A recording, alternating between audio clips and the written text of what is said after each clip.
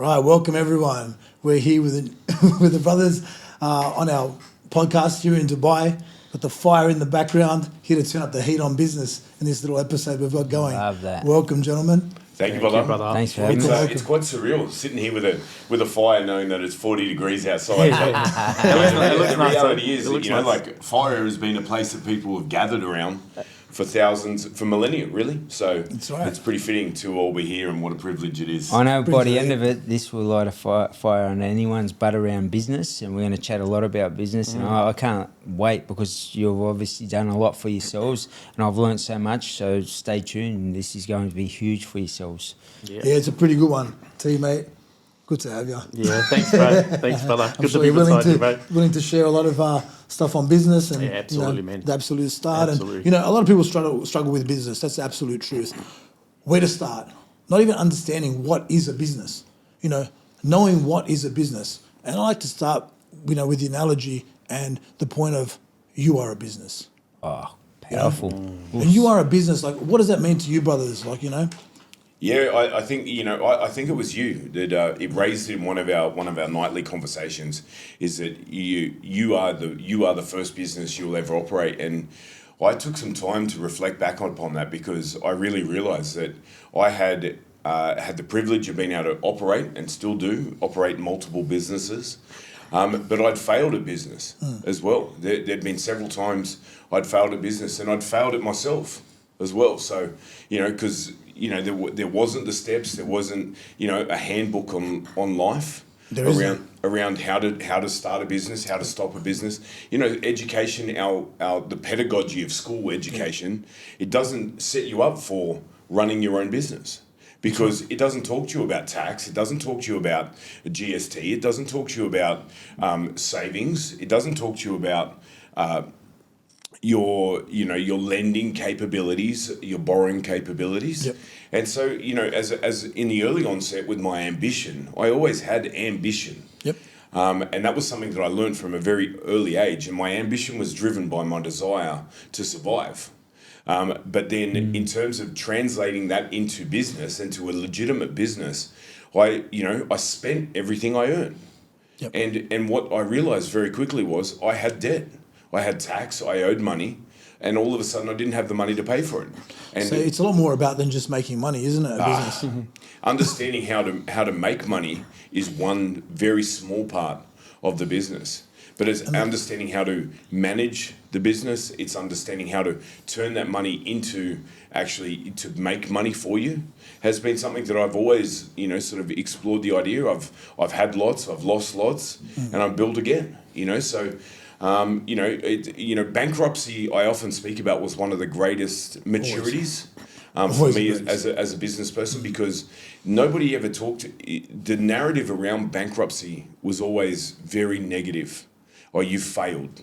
Actually, some of the greatest lessons, I think it was reading Sir Richard Branson's book, Losing My Virginity, where he talks about his bankruptcy, working alongside Andrew Forrest, and he talked about his bankruptcy, that I no longer feared, what had happened to me. And in fact, it was something that I never wanted to repeat, but it wasn't, I accepted it. I accepted that I took a risk, I tried something, it didn't work, but I didn't quit. No one wants to be a failure, right? Yeah. A lot of times I think about, and taking it back to that, and I feel a big reason of that is that we haven't learned to structure ourselves and our lives and value ourselves as a business first. Absolutely. Because if we shut up as a business first, how much easier is it to replicate into something that's without emotion? Yep. And because your ego will get in the way of that conversation, and you like, I don't want to fail. I don't want to. How's your business going? You could have minus in your account, or it's bleeding out. And there's been times I know people's businesses have been at that level, when we've done coaching within this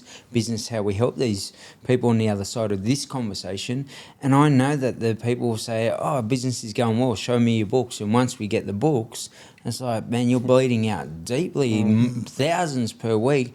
And this has been for a period of time. Something needs to shift and change. And you've got to be able to say, check your ego at the door and say, I need to take the lessons that became blessings out of this situation and move those into the next business. So it's obviously vital. It's crucial to learn how to turn up to yourself as a business first, and that initial representation of yourself, the way you present and represent yourself before you can represent your business. Right? Identity is everything. We just did that whole podcast, and if you haven't seen that, go back and watch that. Because one thing I noticed with us, we grab those people that come through the program and say, hey, what are you doing with your life and who are you?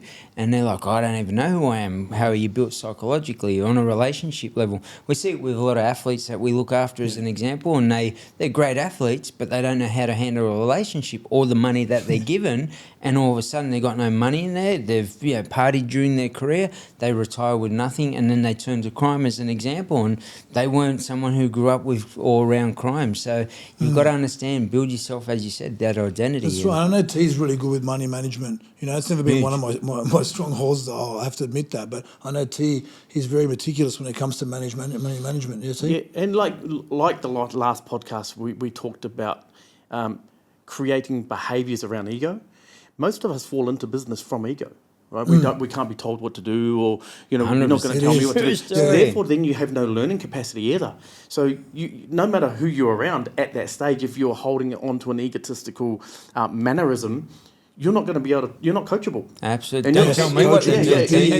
And it doesn't matter what I say to you. You're going to turn right, even though I told you to turn left. And there's been people that have done it to me before. Yeah, I don't do that too. And I've done it, man. We all know Dean, my brother, and he told me many times, bro, don't spend your money. Don't spend your money. You got to look like a poor person. I'm like, who the hell do you think? Bro, I'm making millions and I'm spending millions. And it's not until I got older in life where everything he was telling me was right. And so once you occupy or move away from the ego space, now you're coachable. I do. Like, I've challenged that in a sense, because I realise a lot of people have dropped off the face of the planet that I've been around, which means that we're not promised tomorrow. So I had this mentality, I want to enjoy life as I do this as well. So I got that mentality around 10% in my business I'll spend towards the life I want. Now, if the life I want, say I want to travel last year for 9 weeks, that means I need to invest a lot of money in that holiday. If I don't have 10% to be able to do that, then I can't go on that holiday. That means that I have to operate at a whole different beast mode level to make sure that I've got that money, but also got that money over there. And going by what T says, I totally agree. You need money to, generate money. And for me, that's my little principle. So you're not missing out on the good things in life as well. Whether it's the car you want, the house you want, the holiday you want, the life you want, I don't know what that is.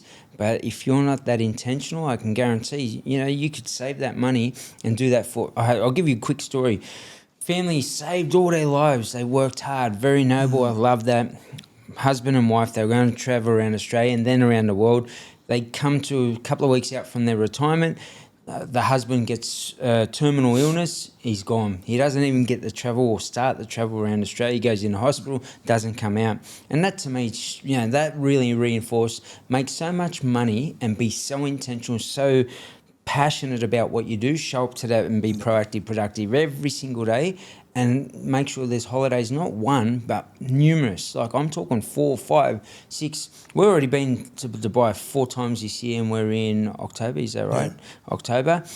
4 times this year, just that was one location, let alone a lot around Europe and other locations. So that's my little principle. Use the 10%, live the life that you want, and make so much that the 10% is a large amount of money. Like you say, Tops, the branding is all you first.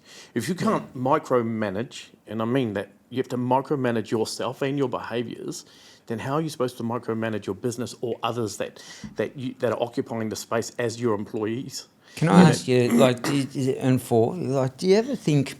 You look at a business owner and you think, I'm not too sure about this. Maybe, let's say, Tops B, being a trainer, based in his own business as a coach, a business coach, a mindset coach, us within a business together. Do you ever look at the person and think, I'm not really motivated to do business with this person? Because if they're letting themselves go, and this for the audience out there as well, do you look at the person and go, I'm not sure about doing business with this person because they're not even showing up to themselves? And I want you as the audience to drop a comment below. Like, is that something you obviously think about?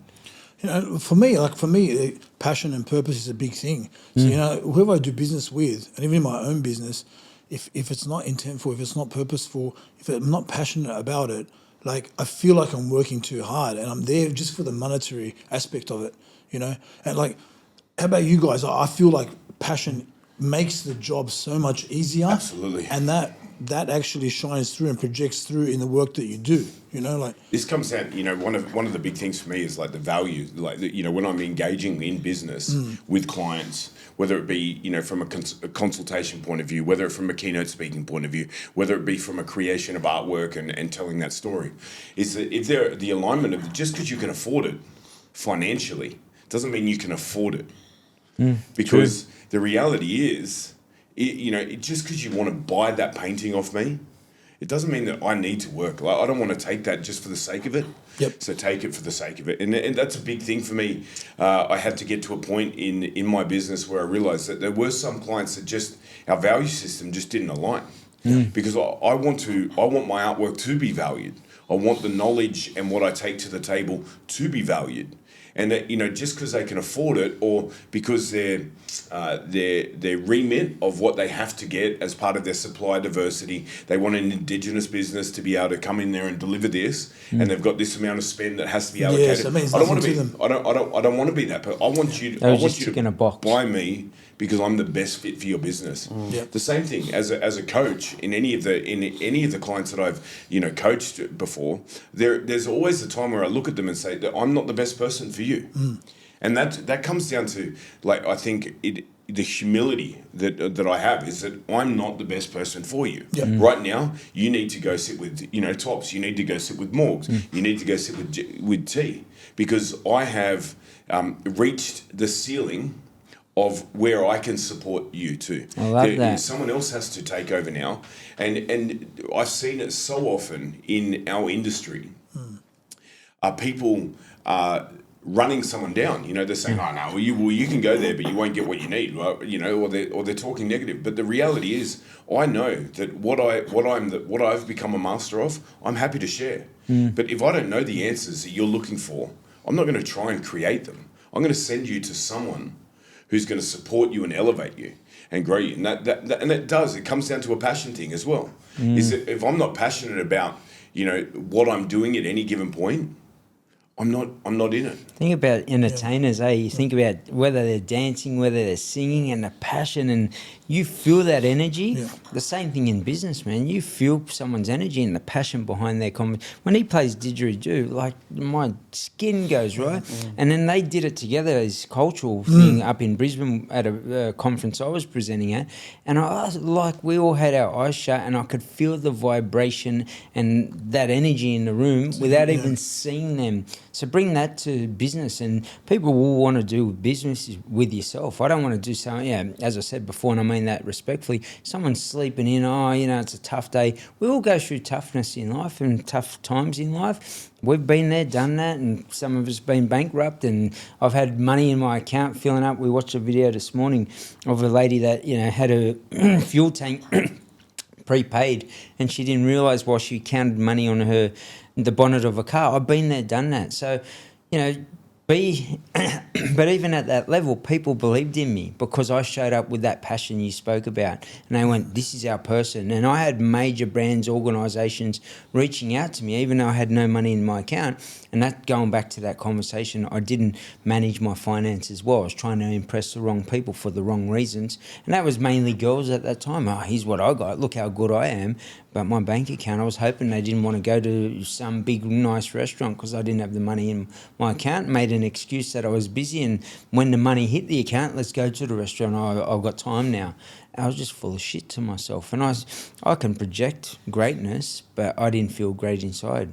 Make sure you just own yourself, and that's something that I've been able to do and master. I just don't care what someone thinks. There's many levels to business, right? So many. When we first start off, we start from the bottom. You have no money, and you've got to wear every hat that there is. You've got to be the accountant, the bookkeeper, the pays receivable, pays accountable.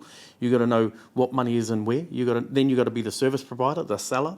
You've got to be everything. And then as you grow, you start handing money over to other people to get your time back. And then all of a sudden you'll hit a bump in the road, and then all of a sudden, you become a better business person. And then, if you're running that business and that business relies on you to turn up, well, you still got a job. You don't have a business. It's not until you can move out of that space and that business runs itself, Now you've got a company. So that doesn't love mean that that. it stops there. Now you start being an entrepreneur. So you start diving into other areas of business. And then as you start to master that and get that under control, then you start becoming an investor.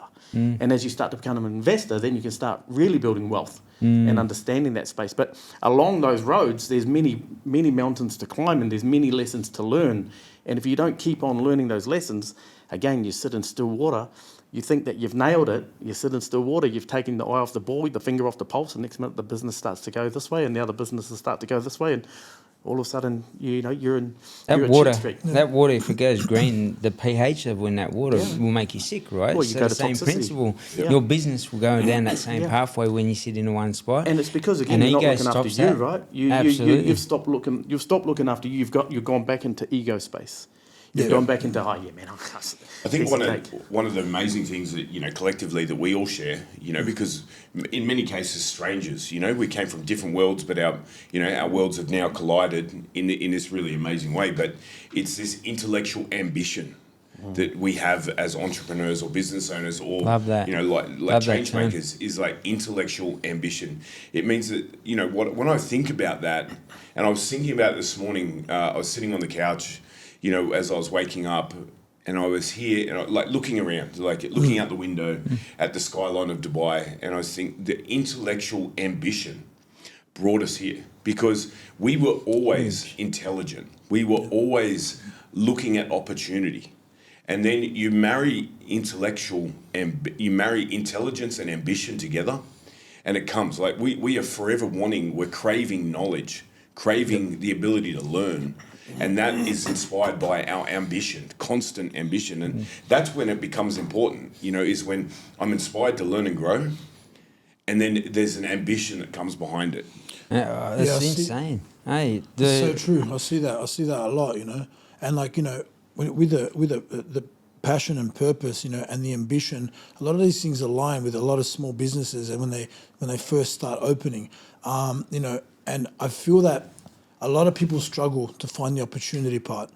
The opportunity is a big component of it because I think the stats are at about 70% now of small businesses going under in the first 3 years. Huge. And I mean that's not normal. That's crazy. So many people end up losing everything they have, following a dream, following their passion, following whatever.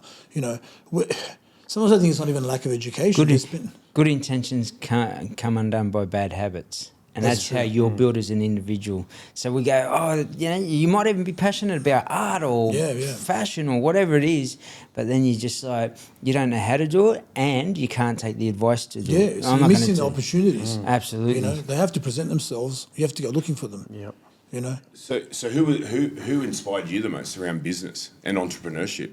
Where did that come from? For me, personally, man, I was inspired. I grew up around a lot of people who had a lot of businesses. So for me, it was just I just wanted to be like them. Yeah. That's it. I just wanted to be like them. And I saw a couple of elders back in the day, a couple of the old uncles and stuff, and they were traveling. No one else was traveling. And I was like, wow, how do they do it? How are they always going back? Yep.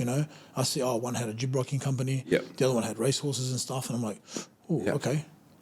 I need to get to that because something deep inside me always wanted to escape where I was. Always wanted to see what was out there. Wanted to explore.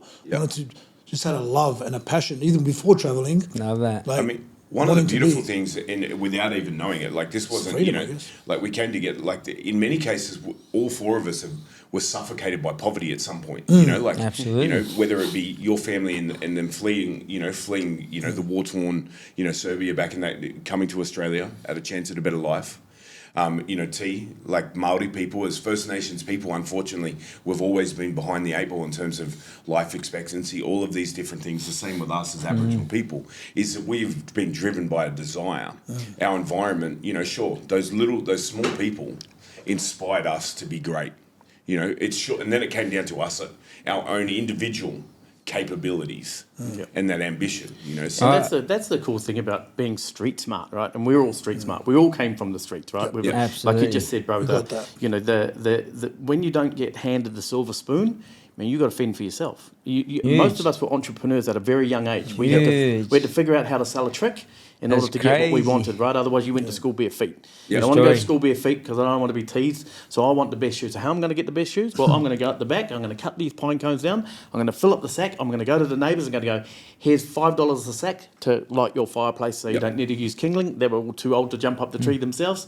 And there we go. That's where it starts, right? And then you go, mowing lawns, how do I whatever it was. turn one into two? You know, that's the ultimate business person, right? Huge. How do I turn one into two? And that's all there was to it. My grandfather sent me and my sister down to the local shop and he gave us 50 cents each. And back then, it was a lot of money. 50 cents mixed lollies. She got 50 cents mixed lollies. I got the coffee Huge. bun, the big Boston bun, right? So by the time we get home, she's eaten all her mixed lollies. My grandfather says, what'd you get? I said, I got the Boston bun. I'm going to cut half here. I'm going to have half tomorrow, have half today. And I got 30 cents in my back pocket. And he said, you're going to be a great businessman one day. Bang. Yeah, I mean, Excuses are nails that build a house of failure. Absolutely, It's bro. one of my favourite sayings, excuses are the nails that build a house of failure. So I always get, how long have you been an entrepreneur on social media? And I said, since I was 12, hung jump out the window, went onto the streets of Sydney, was homeless. And for me, there was no excuse. You just had to get it Find a done. way. Find a way, man. And if you have that much why behind, put yourself on the streets in your head in your business and you can replicate that, I guarantee you'll operate at speed, which means you got no food in your business today, you got no money in your business today, you got no direction in your business today. Go out and learn it and earn it. Listen to your podcasts. Go and do coaching with yourself. Go and learn from this person around how they operate at that level all day, every single day, and then apply that into your life. Watch what happens. You know, one of the biggest things that I found, especially after the bankruptcy early on in my career, is that there wasn't someone else doing what I was doing, right? Like there were no other, Indigenous, Aboriginal didgeridoo players who were moving away from a dance troupe or, that I was an individual. I was that hard? Like bankruptcy, absolutely. bro? Did you feel like, I failed? Yeah, I did. I was like, people are going to judge you for that, and then I realized I don't give a shit. I really don't care. Like, and it actually it helped me accept it. But so what I realized was, I was looking around, looking to ask people about business, finding mentors, coaches. The best advice that I've ever been given in my life has always been people that have become successful in a business completely different to my own. One person, like I call them mum and dad. Deborah and Greg Foreman. They're American. I met them because they bought a piece of artwork off me. He was involved in trading. She's an escrow agent in Los Angeles. These are two of the most beautiful people. But the advice that they gave me was so. It came from such a different position, because they didn't know what it was to be an Aboriginal artist or an Aboriginal, keynote speaker or, a didgeridoo player. They were, escrow agent for property, big, large scale property or trading. And so therefore the advice they were giving was purely based on business. Have your product, master your product, and then allow it to be shared by by so many other people. And it did. It inspired growth, constant growth. They were the first people that started saying, have you got a diary? Start journaling, start writing things down, start manifesting, and the term manifestation wasn't ever a term that was this, quote unquote, spiritual term, like just draw it and it will come. They were like, write it down, so aim for it, and then what are you going to do to achieve that? They showed me the mastery of business, and as a result, I've been really fortunate that I've had great mentors in business, and some of them have reflected values that I don't represent, but they're still a great mentor. Do you feel like a lot of the manifestation we hear, the mindfulness and manifestation? What are your thoughts around it all, like to yourself? Because I know with me, even just on a alignment with myself, that went into business. Yeah. So everything went from one place to another. Did we manifest getting here? 100%. Yeah, we said it. We're on a phone call. We're all in different places. You're in Sydney at this point, or you were coming to Sydney. You were there. T was in the Gold Coast. I was in Palm Island. I was like, look, fuck it, let's meet in Dubai. Even before that, you go back and T comes through my program way back when. Yeah. As an example, Topsy, I meet through, like, we meet each other at different points in life, and that's that manifestation. If you don't put yourself in that circle of elevation and wanting more out of life, or the business being at a level where I look and I go, that's someone I'd work with, that's someone I'd operate with, that's someone I want to learn from, then it wouldn't have manifested into this. We're in a whole new country none of us were born in, doing a podcast. Yeah. Insane. Yeah. But we focus call on them it. So, you know, it is manifestation. But Absolutely. once we said it, we then focused on it. We then applied what we need to apply to make it happen, and it came to life. And Be actually, proactive, be productive. it was easy. Yeah, so I look at it more as projection. Yeah. You know, because Absolutely, I'm bro. projecting my thoughts and my actions. Yeah. So, you know, a lot of people use that term loosely. I've seen a lot of people are manifestation coaches that sit there in a room holding each other's hand and imagine that they're going to get somewhere. Reality is you're not going to get anywhere. Money pours from the ceiling. Right, you're not getting anywhere. I love Tops's factual, Right, He's right. factual, bro. And I Right. love it because we need it, right? You need that in Yeah, life. And fuck. the projections or manifestation or whatever it may be. You said the other night, some people get confused from their abilities and what they want. I'm not too sure the words that you use. And it just but it was resonated such with a me. I was just cracker. like, oh, that's Yeah. such a banger. Abilities and capabilities. Capabilities, Everything, but everything in life is made twice. Right? Yeah. Once it's a thought, Give me the then car. Bang, yeah, Shazam. yeah. Once Yeah. it's a thought, then the action comes in order to achieve it. And take it Everything. straight away. Yeah. My biggest Yeah. advice to everyone watching is just take it straight away. Yep. No, go past. The easiest way I get past fear and anxiety, I think about what is the lesson that became a blessing from the past experience that created this. That's the first step. And the second one is, what will I get out of this? Not what will happen if it messes up or stuffs up. I'm like, why am I doing this and what's the outcome for me? But it takes a certain beast to be able to do this, right? This isn't You're as easy as it focusing says, on right? what happens for you, You have not to to understand you. you first, because you've got Yeah. to turn up to life. But you can't be going, oh, I'm going to be a millionaire tomorrow, and you've still got your shitty habits from collecting Just from the right. government. You can't operate from You that can't- space. You have to change into the beast, right? Just like when I said, But I'm you know, just the gonna 100 kilos is manifest on the it. floor. At 15 years old, you couldn't pick that up. No chance. So you have to turn up to the gym. You have to eat right. You have to train. You have to keep on going Yeah. until one day you've grown into the beast that is able to lift the 100 kilos. I love that. I'll give you a tip around that too. Like, I look at that weight, and then I might say I'll do 4 in my head based on my capabilities. But my mental strength, I'm like, I'm going to smash 10 out. And what will happen is you'll get out 8, right? And you get to the 8, and then I'm like, I'm going to get 2 more. And I might drop the weight. Did I fail? I went past 4. I didn't get to 10, but I actually got to 8. So people have that mentality, and they'll focus on what's happening to them, and they'll go, oh, I didn't get 10, rather than the fact that you said, hey, wait, I only get 4 based around my capability, and I got to 8. Celebrate that. Be like, and that's where that manifestation is, I'm going to pick that weight up and watch it happen. And in life's going to kick you in the ass. Like, I mean, I went to the gym and tried to go a little too heavy for where I was at the time. Now, strength-wise, Capabilities and ability. Strength-wise, I had some.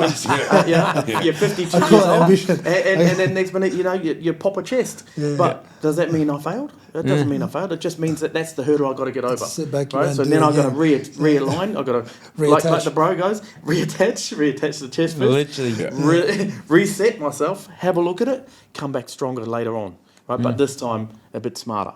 And it's everything's a learning curve. You learn and earn from and it, business right? is the same thing. Whether you go bust or not, or whether you don't go bust, everything's a learning curve. You're always evolving. You're always learning. That turns it into a positive, right? Rather than Absolutely. saying, you stuffed up, you should and have pulled being your head street in. smart, that allows us to keep turning up.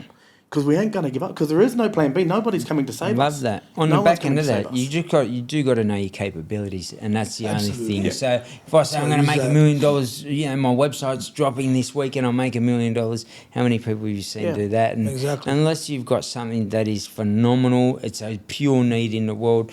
I can guarantee you'll think that you open your website up and everyone comes out, oh my God, floodgates. JeffreyMorgan.com. Yeah, wow. Let's buy 10,000 of these units. Just doesn't happen. That's why I use that term. You know, I use it a lot, and you know, just to ground people, don't get your ambitions confused with your There it capabilities. is. That's it there. That's it there, bro. That's it to That's me. the one. You know, because it's one thing to be ambitious, bro, but you know, like I said, I like to use the word manifest because too many people really stuff that up these days, thinking it's something that it's not. You know, projection. It's more intentful. It's that alone is setting people up to succeed. It is. You know what I mean? What is your projection? Yeah. So how are you going to action that? You need to back projection. Yeah. I You love don't need that. to back manifestation because it's an airy-fairy word. Yeah. You can sit there and go, I'm going to manifest. Can't sit there and go, I'm just going to project. No. Yeah, and then people say, oh, well, the energy just didn't align. Well, hang on a fucking second. It's not meant for me. Whatever. Exactly. Like, here's like, I'm not about squashing anyone's dreams. You know, like to me, like people will turn up, they'll tell me, you know, they'll have a dream, but they don't have an ambition. It's going to be backed by action, right? You know A what? dream is fantastic, Yeah. but it has to be backed by action. I want them to have that dream, so I sort of scale them back and just say, what's the first step in this journey? Yeah. Because then you don't crush them, Yeah. but you sort of give them that But we also support know- as well. They might say, I'm going to make 20 million next week, and I'm like, oh, you're Yeah, dreaming. yeah. But we also instead know, of saying, right? T, you're dreaming, what's the first step Yeah. in that, my brother? Yeah. And we take the step. That's And key. that's probably where I've become a beast in my own life, because I just go, it's going to happen. And I might say in my head, I'm going to get 20 million, not by next week, but whatever time or whatever it might be, I'm going to get this. And I might get quarter of it. And did I lose? I learned so much, and I made money that allowed me to live the life I want based around something that I was passionate about. I'm following my dreams. How good's that? And that whole conversation, where was the negative in any of it? None of it. But what we'll do is, I didn't get the 20 million, so I'm hopeless. I made a mistake. I didn't step up to the standard. The But standard before all is of just that, you're being turning up better for than yourself, yesterday. right? That's Like the one. before all of that, like, you know, you're talking the talk, right? But before all of that, you're turning up for yourself. You have to. You're turning up for yourself. You're turning up because it all starts there with self. Starts and we with see it you. in our program. People turn up and they ain't moving. You know, they're listening, they're looking, they're there, but they ain't present. Is that anxiety? Is it fear? Is it like we see it all the you time? You've got to align What's- the consciousness. Yeah. Right? The conscious with the subconscious. It has to be aligned. You have to be awake because you have to understand that nobody's coming to lift that weight for you. He's going to lift it for him. He's going to lift it for him. He's going to lift. We can help you, but we can't lift it for you. Going back to for your own businesses, then on that convo, what got you past that fear or anxiety? Did you have it? Did you all have it at any Resilience. stage? Yeah. Resilience. Yeah. Did you have it, like, before that, As a young person, resilience, right? Like we are still here. We are thriving as a result of resilience. Love that. Like that, and that's one of the things that True story. is resilience is built. You know, like, sure, some people are more naturally resilient, but resilience comes from falling down and getting back up, falling down, getting back up, falling down, getting back up, until you're the point where the wind blows so hard that it won't knock you down. It may knock you on the shoulder, twist you, but you always have the poise to stand straight. Like, and that's one of the biggest things, the resilience to survive as a business owner, as an SME, like a small, medium. You need resilience, because there are going to be times where it's tough. Like this year, doing the Everest base camp climb, in terms of physicality, mental tenacity, mental strength, I never had a desire to want to do anything like this, but then all of a sudden the opportunity came, and it was resilience. You know, it's resilience that keeps you going. Did you prep for that? Nothing. Does that help you? That I experience asked help him you that escalate for a well? reason, because resilience is Aboriginal people. For those that don't know, Aboriginal people have been through so much, but I always say that's a strength. I go, do you know that you've got one of the Graham Frankenberg, big shout out to him. He taught me, one of the biggest things you got is resilience. As an Aboriginal person, you've been through so much racism, people talking about you, people saying you can't, you should be locked up, you're on drugs, you're an alcoholic. So I was like, that is so true, and I use that as a strength from a very young age, and I never look back. And you've got to look at different ways of how you look at yourself. Flip that. I call it perception correction. So you look at it and you go, that for me, you don't know what I went through, bro. Well, guess what? I actually do. And if you look at it and say what I learned during that journey and how I grew, so learn, grow, prosper, that's the mentality, LGP. What did I learn from that situation? How do I grow from it? Now, how do I prosper from it? And sometimes prospering isn't, we think financial, one word, multi-dimensional thinking means maybe it's the inner peace or peace of mind or decluttering your mind. What's that worth to somebody? A better sleep, a better relationship, connection to yourself. Process. Sorry, bro. No. Jeremiah, you said you didn't train for Everest, right? Yeah. And I already know the Beast. answer to my next question. Yeah. Would you train for it this time? The one thing I learned about Everest is there are no training. There is no training for it. Yep. You know, because you learn every step you take. But When I say that- from an altitude perspective, where can you learn? Where can you train for that? Like when I say that, though, when I ask that question, because I know that you're training now. Yeah. Right, so I know that you love training now. I love it. So that's what I mean. Like, we all know that we're going to put our body through stress. Yeah. So in order for us to be able to handle, altitude, you can't train for that. But in order for us to know that what our body's going to go through this time, because we went through it last time and we were a bit unfit, right? So this time we're just going to get fitter. Right, so we're going to do maybe some running, maybe some sand hills, maybe some of this, maybe some of that. Maybe we'll go jump in the sauna and start doing some skipping just to get that heat into the lungs. I'm about to compete in that Pan Pacific. Exactly, like I did it 2 years ago. Overweight, smoking cigarettes. Wow. And I wasn't looking after myself. And now this year around, I'm so excited to reface it, non-smoker, much fitter. And continually getting stronger every day. And I can't wait to throw people around the football field. What I heard was being proactive, not reactive. So, I was obviously once you're on that mountain, that's it. And now he's got to go back to, and if he didn't do that and go, what have I actually got in my, what's in my backpack? Resilience. Yep, I can get through this. Yeah. Most people won't do that. They'll go back and say, I haven't prepped. Oh, this is hard. It's tough. And as soon as you start speaking that language, especially in business, you're going to kill yourself. It's like a cancer in your business, and the cancer comes from yourself. And until you cut that out of yourself, you're going to actually kill your business off. And as you said, 70% of businesses, crazy. Yeah. Why would you do that? But, it's funny because even, say you have all those positive attributes, right? There's a lot of people out there that do carry a lot of positive attributes, being resilient, determination, love, passion, drive. They might have all this, right? Yet people still fail. People still fail. Now, starting up a business is a very difficult task and a very big step in life, People have the analogy of, some people will be like, their experience will be like, oh, you know what, just go all in. Go all in, forget everything, go all in, hit it. Just no plan B, burn the boats, burn the bridges, burn everything in sight, go, Then you get other people that will be like, tread carefully, okay? Tread carefully, don't bite off more than what you can chew. Tread water, take a bit from here, take a bit from here, test every water before you go into it. Now, I'm saying this because I've had very different life experiences. In the beginning, I was all in. Everything I did. Burn the boats. Burn the boats, burn the bridges, burn the people, burn everyone. There was nothing left. Everything's going to the fire, you burnt right? yourself in the end, didn't you? I burnt myself in the end, right?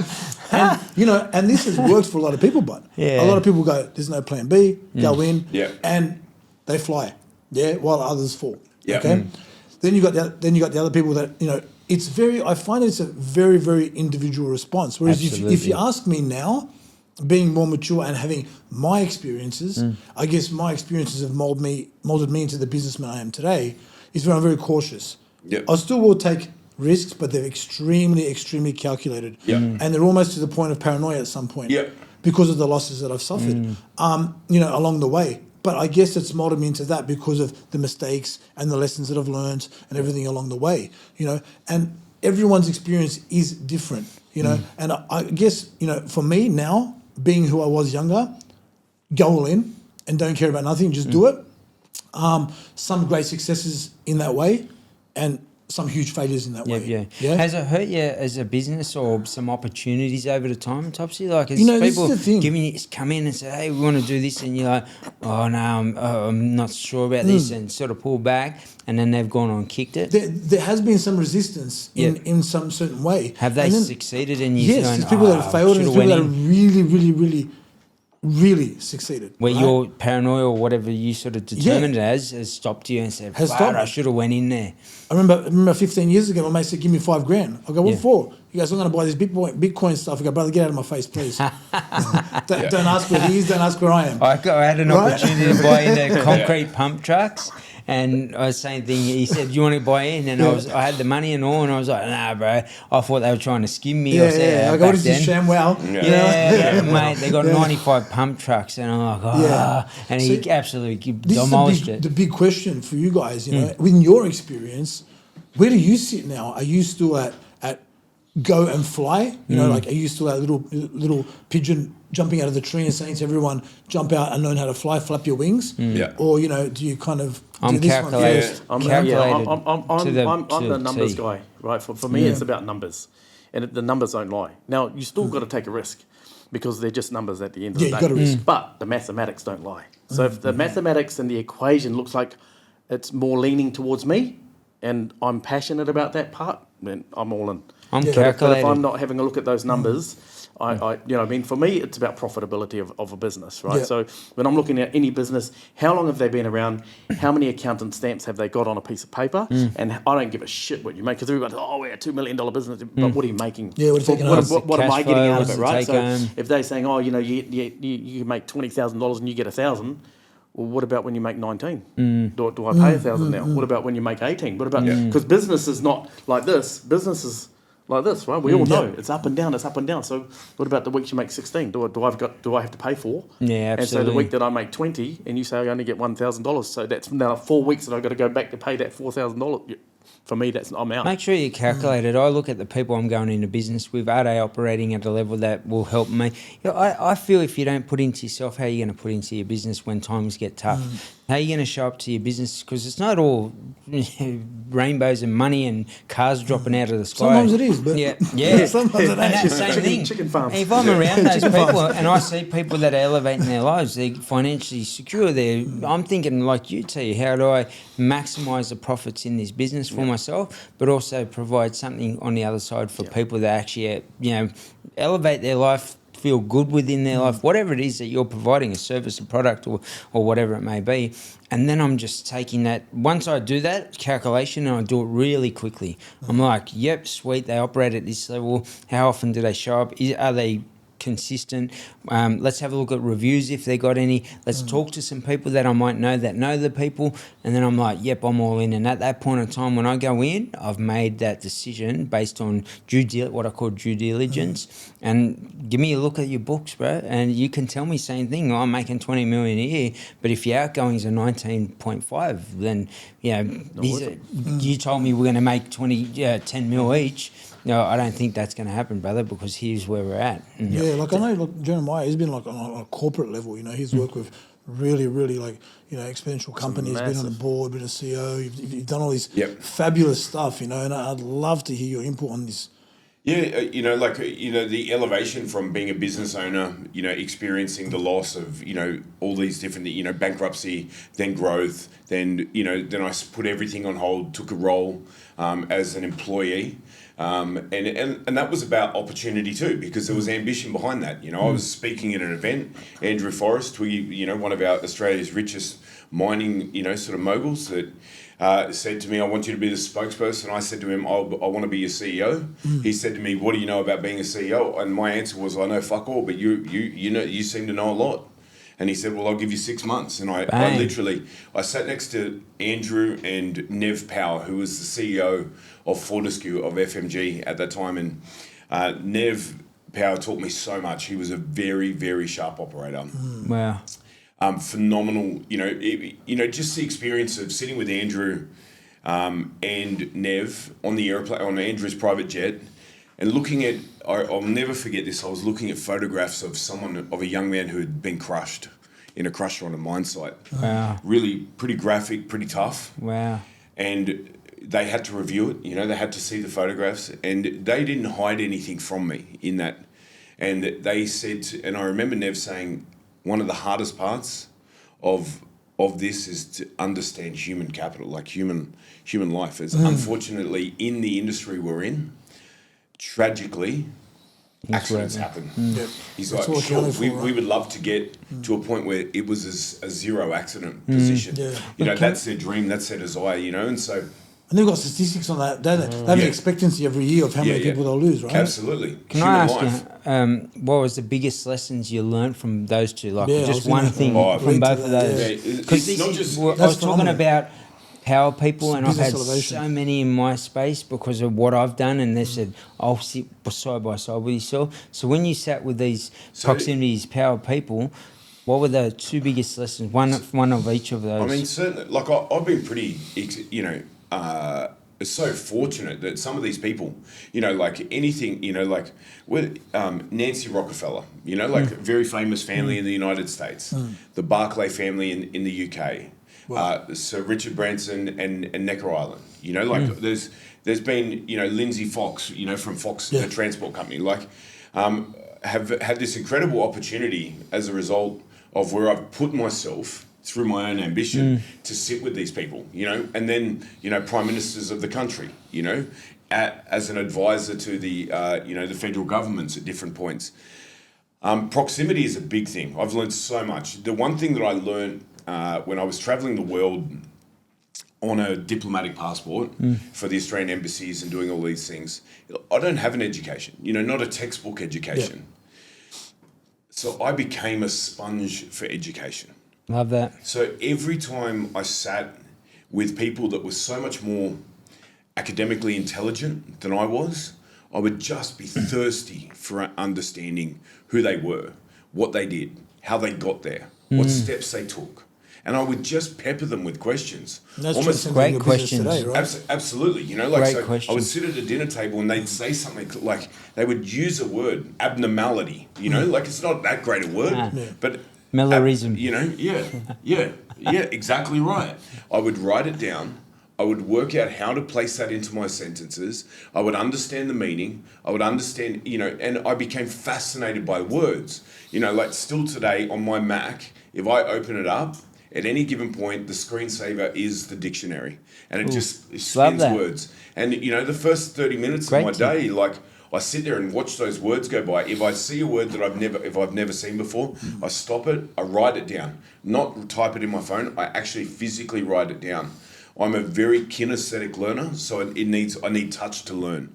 I'm also a visual learner, and so, Andrew Forrest will tell you, and look, I shook Andrew's hand. I resigned from him in Kununurra. I shook his hand and said, you taught me everything that I need to know about business, but everything I'm not as a person. And that was, Andrew admired my bravery. He even said that. That took a lot of guts to say that, to shake my hand, say that, exactly that. But, we had a conflict of, what our value systems were. We both had desire, but there was conflict in the value systems. Sir Frederick Barclay and Sir David Barclay, two very people I admire. I got the time to spend. In fact, I sat with them flying a private jet. I took these two gentlemen, aristocrats from London, down into the jungle of Costa Rica, and sat with them. Most people thought I was their security guard. That people often would say, "Oh, are you security?" And often I'd say it, because it makes people very afraid. They're thinking, "Wow, this guy must go for a real deal." Yeah, but he taught me. Sir Frederick said to me, I said to him, "What's the most important thing about business?" And he said, "People." So true. It was such a beautiful statement because he said, "I've got 27,000 staff." And he said, everyone matters. Crazy. And what that it to is? me is that's the biggest thing. Everyone worries about the money and they forget about what they got on the other side. Even if it's your product, right, and you send it out in bad wrapping, someone's not going to be happy in it. And if you send it out with a little scratch on it saying they're not happy with it. So really aim for that gold standard. You're huge on that, that standards of excellence. I'm that gold medal or nothing mentality, and put that into your business in every single step, even when no one's looking, put it into yourself because that's where the magic happens. And these conversations, when you sit with people, you learn so much. I sat Ant Middleton from SAS Australia and we had these conversations around mindset and how you can grip and grasp that. I said, what was it for yourself when you're out at war at Sydney Airport? And one of the biggest things out of that conversation is you get to a threshold where you have to take action around whatever it is you need to do within your life. And obviously for him at war and taking an action around maybe someone on the other side of his ammunition. And that made me realise the business was the same. You've got to be so intentional. There has to be a threshold that you hit, and then there's no going back from that position. And what that means is you go all in on the business, but you also have the intention of a roadmap, and the roadmap is geared around the person or the product on the other side of the conversation. Coming back to what Joseph just said, and I can guarantee when you operate from that standard, it's such a high. They call it the SAS or the commandos within the army. It'd be the gold standard in your space. It'd be the gold medal in my space.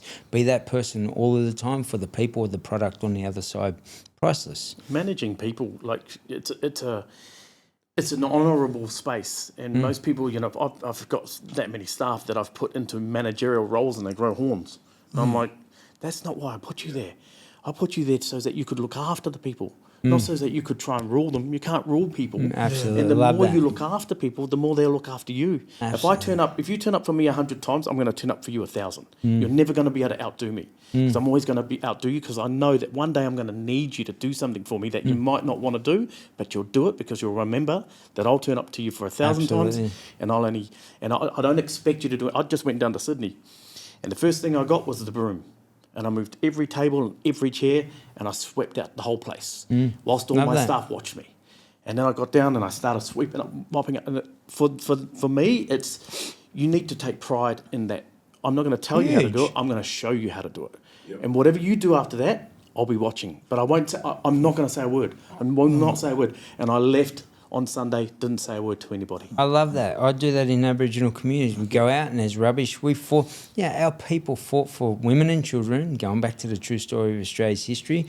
And I'll go into communities and I'll clean them up. If there's rubbish, I'll pick it up. What are you doing? Especially the, old aunties that say, our people died for this, and here we are rubbishing it. I don't get it. Yeah. And then we'll run the narrative of they're not looking after our land. We're not looking after our own land. That's just the truth of it. And then they'll go, you're right, son. You're right. Yeah. And all of a sudden, all the men within the community and some of the women will come and start helping me pick up rubbish. Or treat like a business, right? Yeah. And this is why we get on. This is why we get on so well. We've all got humility. Right? We've all got humility. And as we wrap this space up, at the moment, the biggest thing that we can leave with you as a brand for yourself, have humility for yourself so you can have space and humility for others. Have respect for yourself too, and that's the biggest one. And I mean that nicely to our community. Same thing, I don't want to see us crash and burn in any way, shape, whether it's our health or well-being. And if that's relatable to your business, how you operate in one space is how you operate in every space. Absolutely. So if I don't have respect to women or the community or our culture, guess what's going to happen in my business? I'm not going to have the same, and I'll crash and burn, and I'll be one of those 70%. Absolutely. Guaranteed. I want to throw a curveball question at you guys. This is one that I find a lot. Once people are in business for a while and they become successful and everything, what do you perceive as being worse? The person that gets comfortable in their business, in their space, or the person that's still obsessed in that space? I guess this is a great question man. to end this conversation on, as we wrap up this conversation, because I will always say, for me, if you get comfortable, you don't grow. Like to me, so at that level where you're comfy. Yeah. You're making bank. Yeah, but to me, it's not. I don't want to be ever driven by the financial part. I want to be driven by innovation, and that to me is when someone gets comfy and they're just like, no, I created a great business. Why change it? That's them. I'm not going to judge them, but that's not ever what I want to be. I want to be innovative constantly. And that's to me that's where I get inspired by people like. That's all, like what that brother was doing is like he got to that point, mastered it, had a perfect product, and then evolved and took it up. And that inspires me. And that really inspires me when someone gets to the point of peak potential, they summit their business, and then from there they find a new way to fly. A new way. Love that. Always evolution's important, but enjoy life too. I said that before, that 10%. And maybe at that point in time for me, when I get to that percentage, it might be 70-30, where 30% of my outgoings are towards travel or the life I want, and it could be massages, it could be treatment for old injuries I've had from sport, it could be buying particular books that I just want to sit and read while the sun comes up, or food for my dog because I want to see my dog run around the beach being happy. So, and then on the other end, it could be the Lamborghini. And if so, that's my choice. And whatever your choice is, it could be culture. You're rich in culture, man. Listen to him play a didgeridoo, right? As an example, Yidaki, that is richness there. You define that richness, and at that point in time, don't stop what you're doing. Don't drop off who you were, and always evolve your business. And that's what I've always done. And that's why success has been constant and constantly going like this on a regular scale.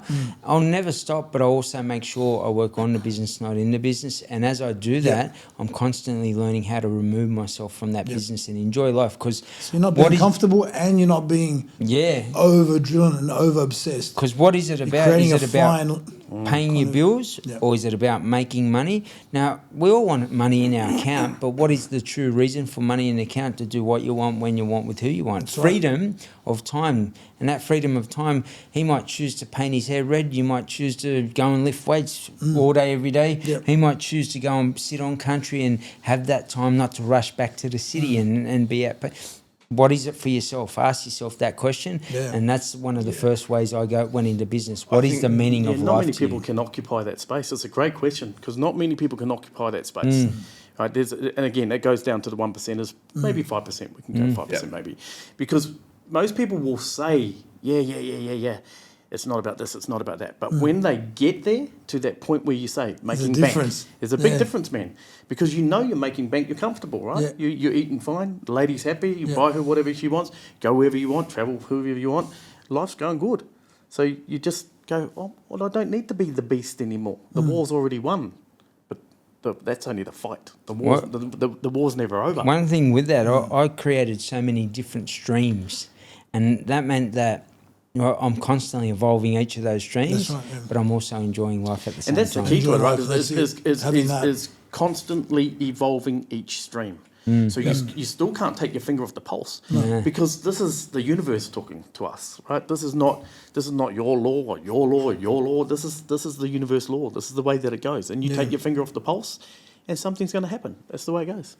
You know, one of the great reflection pieces and it's so present right now. This would be Jeremy Donovan Mark's 3.0, because, the first one went bankrupt, the second one shut down with COVID, now back to where we're at. The one thing I know about right now is that I'm having an experience that was never afforded before, because I travelled the entire world and the world would perceive it as successful, but I was lonely. Because I was always traveling by myself. Yep. I didn't have this, so this is, and this year alone, in the way that I've rebuilt my business, I've created experiences because they're more important to me than anything else. Love that. And that's the common denominator here is experience. Yep. Yeah. It is what we're all sharing at the end of the day. Yep. It doesn't matter if you are a bit comfy, or it doesn't matter if you are obsessed, so to speak. The main thing is that you're living life and you're being able to share and enjoy experiences. Yep. And I think that's why we get into business initially. Yep. And a lot of people lose their way. They either get too comfy because they've had it good, or they tend to just overly obsess, just keep stacking, and they definitely lose their way and they lose their path on why they started in the first place, because it's hard enough to succeed as it is these days. And then when you get there, what do you do with it? How do you calm your farm? Yeah, that's a big one. And the swimming pool analogy, like pH level, you want it at a level where you look at that pool and you want to dive in it during summer.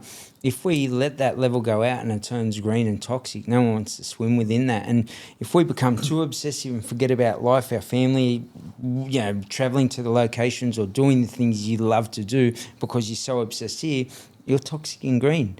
Yeah, and the same thing, the same principle on the other side. So find that nice balance. And that's what I look at. I look at what is the balance to that. Because if I don't do that, pH? Am I really... Yeah. Same thing. What is the pH of your life? What's the pH of your life, right? Yeah. There you go. And I'll leave you on a saying for me.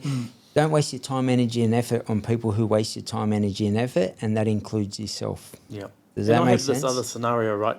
So you've got a line, and in the middle is the balance, what everybody calls balance, right? It's in the middle. But in the middle is the calm water.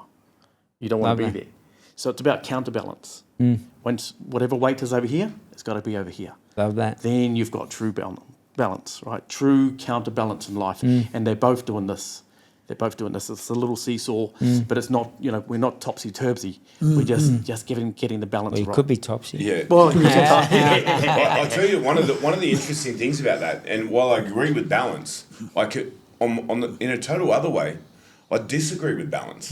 If you're trying to grow, yes, you can't have balance. Because the one thing that I've come to a point of is that I want to do more of what I love versus anything else. So if something doesn't bring me happiness, I'm not going to do it. Not going to do it. And people say, but in life you've got to do things that don't make... No. I can choose a different way. Yep. If I don't like cleaning the bathroom... It's not because I don't want to. It's just I just don't like doing it. So I'd rather utilise my time better Yep. If you know, we talked I'm the about same. yesterday. You know, driving a car. Is it like already in 24 hours? I 100% would not own a car in Dubai. Much rather spend the money on a driver. Far more practical use of my time. Yep. You know, driving is the biggest waste of time in business. It's massive. You If you've got to cannot- work, You yeah. cannot do anything. Yeah, I mean, sure, you can have a conversation. Yeah, but that's it. it's just talk. You know, like you can actually take action sitting in the back of a car as a passenger. You know, and that's the truth. Mate, it's actually a whole work day in a week that you're wasting. Yep.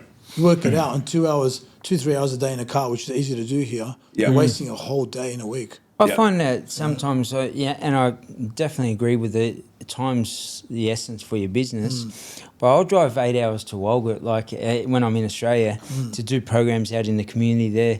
But I'll use it to sort of just take time out and, you know, sit with myself, reflect on things, business, life. Yep. And then I might be listening to a podcast in that sense. So that's where I'd say to others to use that time if you are going to drive that distance as an example to really like how I almost meditate while I'm driving safely where I'm not going to fall asleep, but in the sense where I just switch off and I'm like, you know what, no city sounds, me and myself, and where am I headed, what's happening, what can I improve on, where do I see my business next year, and those questions. By the time I get there, man, I've got, I'll jump out and I'll write out a whole programming for yourself. Absolutely. Yeah. Because we don't get that time a lot of the time. It's like go. Go. And you're like, I call it slowing it down to speed it up. So people go, you lost 8 hours, bro. And I'm like, I actually gained life out of it because I was going in this direction and it was actually the wrong direction. And when I sat with it, hey, T, can I ask you a question? What are your thoughts around this, brother? And he goes, yeah, I definitely head in this direction, bro. I did it before and going down that path that led to a dead end, bang, I've got, stepped out of it. And if I didn't use that 8 hour drive as his time to reflect on myself, I wouldn't have asked him that question. I kept going, hit the dead end. Oh, mate, if you asked me, I would have told you to go the other way. So that's where that slowing it down but speeding up comes in. As we come to wrapping up this conversation of business, the one question I would love to ask you all, like really simply, what's the best piece of advice that just someone gave you about business that you still have today and you still share today? Yeah, mine is respect, grow, and manage money. Well, beautiful. Huge. Mine, I'd say probably, man, so many good people in my corner, and to be able to learn from them, but more so, follow your passion, but do it in a sense of knowing that your passion isn't just going to get you across the line. It means that your passion has to keep you there, and that means once you start, like you go all in, burn the boats on your passion, but how can you take it to the highest level? So that's what that conversation was to me. I think that's, we go into business and go, I'm going to be a trainer, and let's say, and I'll give you a coaching example. I'm going to be a trainer. Can you help me out? No problem. You ever thought about a trainer education system? Have you? And I'd take them to this whole, what about retreats, corporate wellness? And I'd go through all, and they're like, hey, wait a second, I'm just going into this space, reverse engineer it. And that just allows you to get to a different point in your life and business. So before you share, because you'll have a banger to close this out, and I'll tell you one of the best bits of advice was from Andrew Forrest, and it came down to when firing people or letting go people. I shared it with T when T was going through a tough experience because I wasn't good at it. I'm a really, I like to think I'm a really emotional, I'm a caring person. So letting go of staff members because business wasn't going great or we'd just evolved and their role was now redundant was really hard because I'd walk in there and I remember the first time I ever had to, let someone go. Andrew was present and this gentleman walked in and I was like, look, it's been a wonderful, you've been so great, really, I started telling him, but I was firing him. Was it hard? It was so hard, but I was firing him. And Andrew pulled me aside, he said, you know what? He said, 1 in the head is better than 6 in the chest. Bang. He said, don't let them bleed out. You're firing them. No matter how you sell doing them a favour. You're giving them you're getting rid of it. And it was such a very powerful piece of advice on moving forward in business. Whether I have 30 staff, no staff, 3 staff, 20 staff, running a business for someone else, it became the way I engaged in that part of business, because there's no easy way to let someone go. You know, if they're a dickhead, sure, it's, you know, you're an idiot, but a lot of the time, it just their role was redundant, you know, and it's something that I'll keep with me forever. And I'll also, you know, I know that it became valuable, you know, when I shared it for Teague, because we have a similar personality. We care about people's life. Yep. So there is no easy way to do it. And so it's something that will always stay with me. Yeah, my mum was, if you ever want to see someone's true personality and worth, either give them a role or increase their pay packet. And that was probably one of the biggest ones I took away ever, because you'll see people's true character come out. When you give someone a managerial role, or if you increase their pay packet exponentially and they're on good money, you see how they start to behave. Yeah. And you see the true character come out. And, you know, I've seen it time and time again. And it's a great test, you know. That's a great test. I love that. Yeah, I love that one, man. And there's another one is like, you know, act dumb to make others seem smart. I like that one as well in business. Yeah. Act really stupid and see what they do with it, you know. Like, Yeah. The last thing I'll share, you know, because this was a classic, was I was employing recruiting, you know, when I was running Generation 1, the non-for-profit. And so I was recruiting and I was the CEO. So I decided to, you know, like as when we put the applications out, I would pick everyone up. And everyone that flew in from interstate, I would pick them up in a borrowed car. You know, and I used to tell them, look, I've got a driver for you. And I would talk to them the whole way in, you know, often behind the screen. I was using one of my mate's cars, you know, one of the HT cars in Sydney, and had a full conversation. Oh, what job are you going for? Oh, what's the organisation like? And then I would park the car, walk and meet them in the foyer and introduce myself to them. And some of their faces were so, because they just were like, no, I don't give a fuck about the job, you know, but it's good money, you know, and I would remind them that, you know, but Love that. it's kind of deceitful in a way, But, hey, it but you shows got that- to meet, Yeah, you know, real because person. The people true person. disclose so much to a stranger. Absolutely. Love And, that. yeah. Going back to your first one, probably the best bit of advice: listen and learn, because Yeah. it's about you. Like, listen and learn to yourself. Have the real conversations with yourself, because you're like, I'm the fucking best. No one's as good as me. I'm not going to listen to your advice. I'm doing well, even though you're bleeding out. So one of my grandmother said, sit, listen and learn.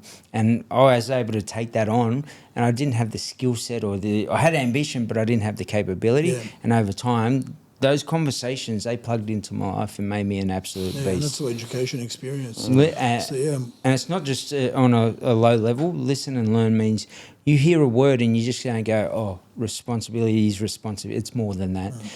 Like, comment, subscribe.